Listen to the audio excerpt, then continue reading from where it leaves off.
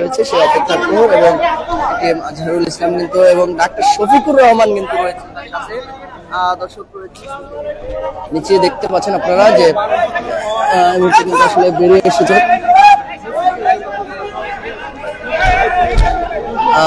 ATM Azharul Islam কিন্তু জনসম্মুখে এসেছেন এবং তার সাথে রয়েছেন জামায়াত ইসলামীর আমির ডাক্তার শফিকুর রহমান কিন্তু তার সঙ্গে রয়েছেন এবং পিজি হাসপাতাল থেকে কিন্তু এই মুহূর্তে তিনি বের হয়ে এসেছেন এবং নিশ্চয়ই আপনারা দেখতে পাচ্ছেন যে তিনি কিন্তু এই মুহূর্তে বেরিয়ে আসছেন।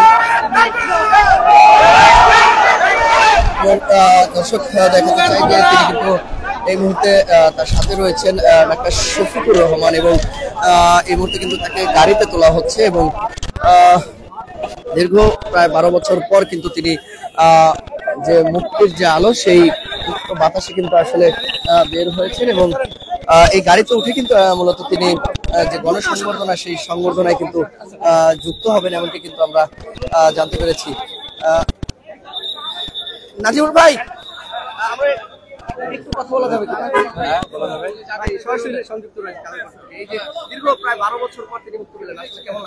আমাদের কাছে মনে হচ্ছে সত্যের বিজয় হয়েছে।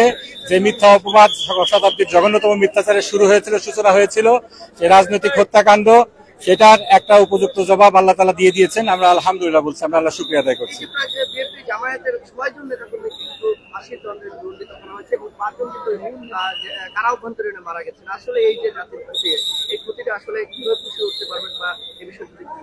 এটা জাতির অপূরণীয় ক্ষতি হয়েছে।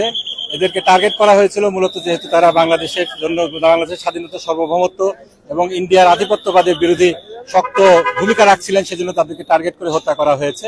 তবে তাদের আত্মত্যাগের বিনিময়ে, তাদের শাহাদাতের বিনিময়ে জনগণ ইন্ডিয়ার ষড়যন্ত্র, আধিপত্যবাদী যে ষড়যন্ত্র, আওয়ামী ফ্যাসিবাদের স্বরূপটা বুঝতে পেরেছে, যার কারণে একটি সফল গণঅভ্যুত্থানের মাধ্যমে বাংলাদেশ স্বাধীন হয়েছে। আমরা মনে করি এটাই বড় পাওয়া। অবশ্যই আমাদেরকে তো জুলুমের শিকার হতে হয়েছে, শুধু আমরা না, সারা দেশবাসী যারা এই ইন্ডিয়ান আধিপত্যবাদ ফ্যাসিবাদের বিরুদ্ধে কথা বলতে চেয়েছে, রুখে দাঁড়িয়েছে, অন্যায় অত্যাচারের বিরুদ্ধে রুখে দাঁড়িয়েছে, তাদেরকে অত্যাচারের শিকার হতে হয়েছে। শত শত মানুষ গুম খুন নির্যাতনের হত্যা নির্যাতনের শিকার হয়েছে। আমরা সবাই তাদের সবার জন্য আমরা ন্যায় বিচার কামনা করি।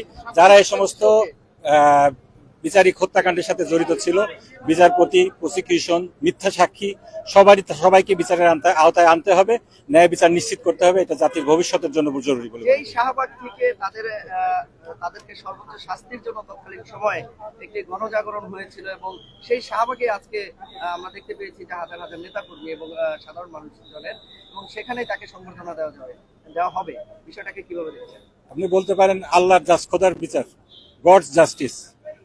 ঠিক আছে, যে অন্যায় অত্যাচার শুরু হয়েছিল, যে অন্যায় অপবাদ দেয়া হয়েছিল, সেটা আল্লাহ এটা ঘুরিয়ে আল্লাহ দেখাই দিলেন যে এগুলো সব মিথ্যা ছিল। তার একটা প্রমাণ এই যে আজকে শাহবাগে, যে শাহবাগ থেকে ফ্যাসিবাদের ধ্বনি শুনতে পেরেছিলাম আমরা, সেই শাহবাগে আজকে ইনশাআল্লাহ ফ্যাসিবাদের কবর রচিত হলো। আমাদের সাথে এই মুহূর্তে কয়েক হাজার দর্শকদের উদ্দেশ্যে বলবো, এই যে ফ্যাসিবাদের পদধ্বনি শুরু হয়েছিল শাহবাগে, এই ফ্যাসিবাদের আজকে কবর রচিত হলো। জনগণের উদ্দেশ্যে আমার যে আহ্বান থাকবে, বাংলাদেশের উদ্দেশ্যে, বাংলাদেশের দেশবাসীর উদ্দেশ্যে যে আহ্বান থাকবে, এই ফ্যাসিবাদকে আর কোনোদিন ফিরে আসতে দেওয়া যাবে না।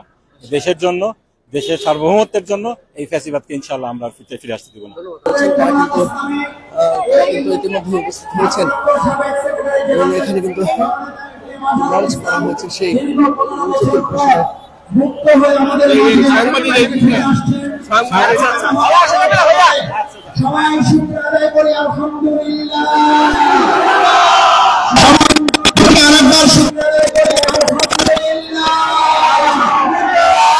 সম্মানিত ভাই এবং বন্ধুগণ, আমরা অল্প কিছুক্ষণের মধ্যে আশা করছি আমাদের সম্মানিত আমাদের জামাত ডাক্তার শফিকুর রহমান এবং আমাদের শ্রদ্ধাভাজন জননেতা জনাব মাওলানা মাসুম ভাই সহ সাবেক সেক্রেটারি জেনারেল ভারপ্রাপ্ত মুসলিম জেনারেল এটিএম আজহারুল ইসলাম ভাই আমাদের মধ্যে এসে উপস্থিত হয়েছেন।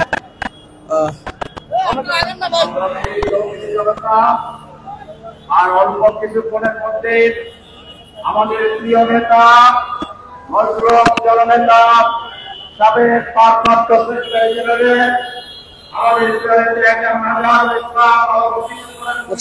ঠিক এই রাস্তা ধরে কিন্তু এটিএম আজহারুল ইসলাম তিনি একটি ছাদখোলা যে জিপ সেই জিপে চড়ে আসবেন এবং আমরা এই মুহূর্তে রয়েছে শাহবাগ এলাকায় এবং Immigration to Canada. We provide the best quality service and solution for Canada immigration. Please visit our website and contact for details.